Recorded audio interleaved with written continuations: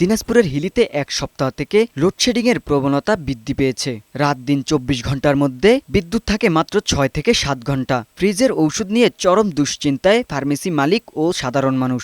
ঘন্টার পর ঘন্টা বিদ্যুৎ না থাকায় বাসাবাড়ি ও ঔষধের দোকানগুলোতে থাকা ফ্রিজ সচল রাখা যাচ্ছে না, যার ফলে লাখ লাখ টাকার ঔষধ নষ্ট হওয়ার ঝুঁকিতে পড়েছে।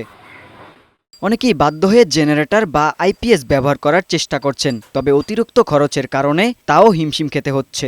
শিক্ষার্থীদের পরীক্ষা ও নিয়মিত ক্লাসের চাপ থাকলেও লোডশেডিংয়ের কারণে টেবিলমুখী হতে পারছেন না।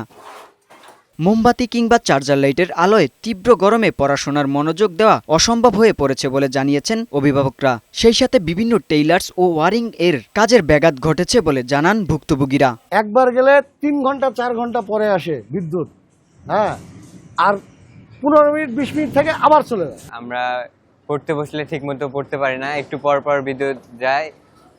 ১ ঘন্টা বিদ্যুৎ না থাকলে পরে একটু আসলে ২০ মিনিট থাকে আবার চলে যায়। সারাদিন যা হবে হবে, কিন্তু রাত্রে যা একটু ঘুমাবো বাসায়, এই সুযোগটা আমাদের নাই। ভ্যাকসিন, তারপর সার্জারি, এগুলো গুণগত মান নষ্ট হয়ে যাচ্ছে। এদিকে বিদ্যুৎ অফিস বলছে, হাকিমপুর হিলি উপজেলাতে ৪০,০০০ গ্রাহকের প্রতিদিন ৮ মেগাওয়াট বিদ্যুতের চাহিদা রয়েছে। এর বিপরীতে হিলি পল্লী বিদ্যুৎ ২ অফিসে পাচ্ছেন মাত্র ৩ থেকে ৩.৫ মেগাওয়াট বিদ্যুৎ, যার কারণে বাধ্য হয়ে লোডশেডিং দিতে হচ্ছে।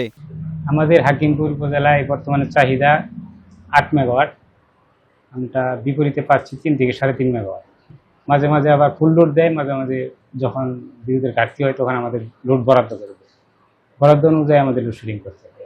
সরবরাহ সঠিক পেলে আমরা সঠিকভাবে দিতে পারবো, আমাদের লাইনে কোনো সমস্যা নাই। আমাদের স্বাভাবিক সরবরাহ পেলে আমরা সরবরাহ দিতে পারবো। ভুক্তভোগী হিলিবাসী ও সচেতন মহলের দাবি, এই তীব্র গরমে লোডশেডিংয়ের মাত্রা যেন দ্রুত কমিয়ে আনা হয়। মুনসুর আলম, বৈশাখী সংবাদ।